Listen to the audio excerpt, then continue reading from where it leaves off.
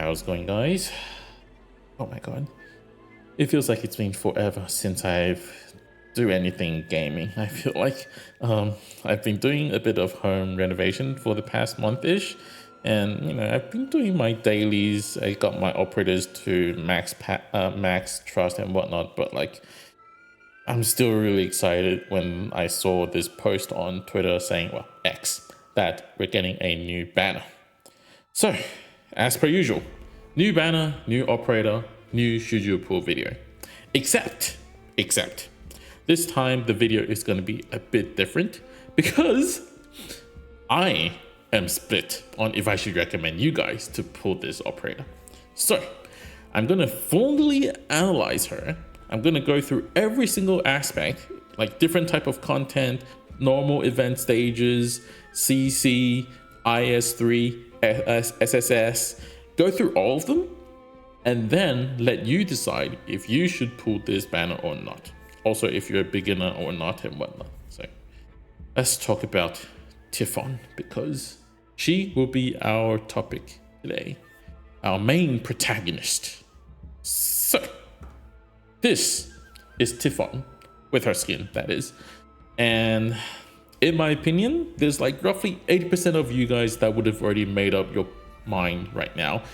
Just saying this, you would know if you want to pull her or not. Roughly 80% of you. I think that's a good estimate. But I will still go through the whole thing for the remaining 20% of you guys. Because I mean, I really like this. I really like this skin. It's just really funny. So, Typhon.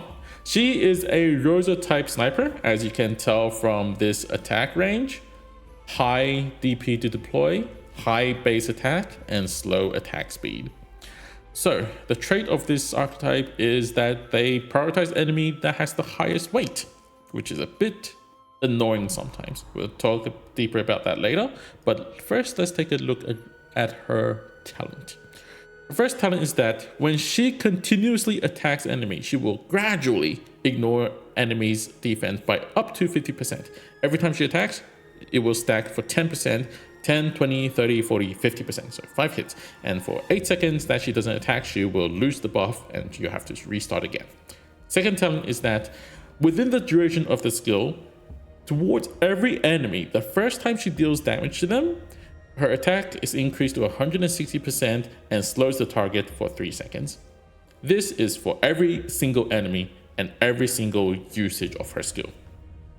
So, as you can see, I have yet to unlock her module, but I still have asked a lot of people around about her module, and I kind of have a good understanding, I feel like. So I'll still talk about her module a little bit. So I would say the most important thing about her module is actually the level 1 module. Why? Because it updates the trait so that whenever she targets the most heavy enemy, if the enemy is above weight level 3 or equal to weight level 3, her attacks is increased to 150%. That's the same as the Rosa module, right? Now, I don't know if you guys have realized this, but the whole weight system in Arknights has been really random. So back in the day when the game first launched, you would see like a heavy enemy or like a really heavily armored enemy would tend to have more weight. And if they're skinny or a small creature, they tend to have less weight. And that made like, push and pull operators really OP. You remember that era? Like CC0, where we will just infinite push and pull control enemies. But recently, like, oh yeah, look at this tiny dude. He somehow has 6 weight, and then this huge ass boss has 1 weight. You don't really know how that works, but what we do know is that a lot of enemies are above weight 3 now. So the way I see it is that this module basically turns all of her attacks, majority of her attacks, to plus 15% attack. So I would say this module is just permanent, basically, in some sense. Now, her module level 3 effect is that, remember how her first talent is ignore up to 50% of enemies defense with 5 hits. It's now ignore up to 60% of enemies defense and 12 per hit, so still 5 hits, which is actually still a good bump to her damage output, especially if you're targeting heavy enemies, because heavier enemies tend to have higher defense. I think that still somehow works. So this is actually a really good module to unlock if you really want to use her a lot. And I would say that if you are not like pure beginner, like if you have like unlocked the module system, you have the resources to level 60 an operator, and you want to unlock modules, I think this is a good starting point. Personally, I feel like it's not the most like, wow, this operator that was really mid now becomes really OP. It's more like a good operator becomes even better kind of module. So you can choose if you want to prioritize this module or not. Personally, I have been doing just fine without this module. Now, this is where she gets interesting. Her skills. Her first skill is really basic, really simple, just like your typical skill 1. It's a 35-second duration, up to 35-second cooldown skill, and during her skill duration she'll have plus 45% attack and plus 45 attack speed. Really simple, really basic, which also means really boring. And if you have Rosa, why would you even try to use this skill? And if you have skill 2 or skill 3, you still wouldn't use this skill. Just ignore it, because we have one of my favorite skill on Typhon. One of my favorite skills to use, skill 2. Now skill 2 is kind of interesting because this is an infinite duration skill the second time you activate it. So within the skill duration, her attacks is increased by 50%. And the first time you activate this skill only lasts for 20 seconds, and it takes 8 seconds for the first charge, and then another 50 seconds for the second charge. So it's more of a 78-second charging time, infinite duration skill. See it this way. And within the skill during the skill duration, she will shoot 2 arrows every attack.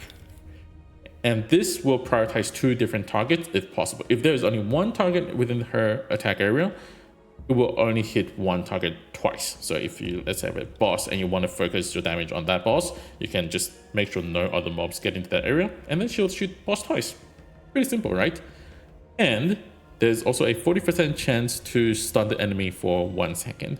It might not sound like a lot, but you know, it can still stop like some bosses' major attacks if you're lucky. So still pretty interesting skill, I would say. The reason I use this skill a lot is because it's very good AFK. And the base attack plus the module plus the ignore defense actually gives her quite a good DPS, and it kind of works because you do hit 2 targets at once.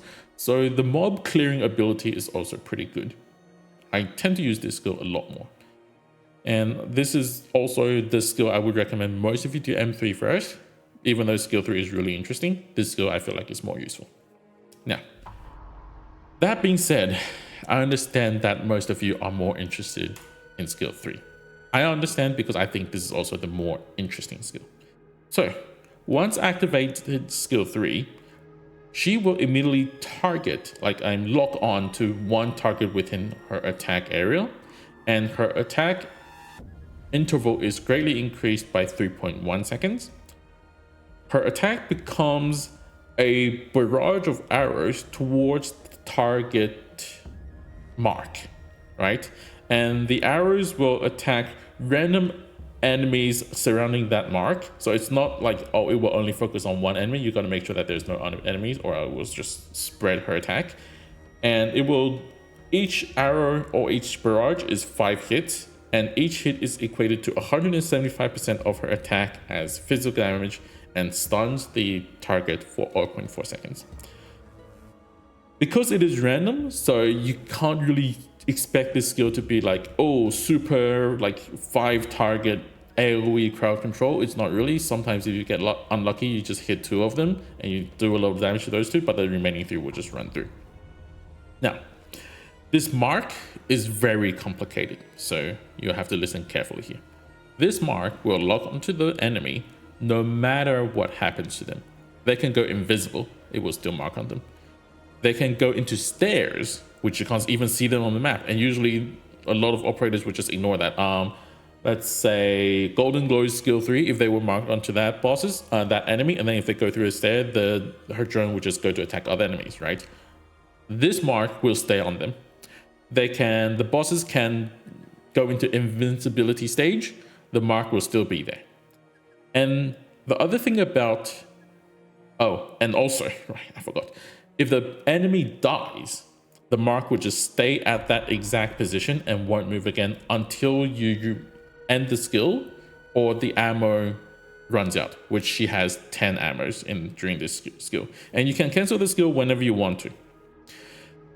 Now, essentially what this skill is a boss killer. It is a boss mechanic avoiding skill, if you would call it that way.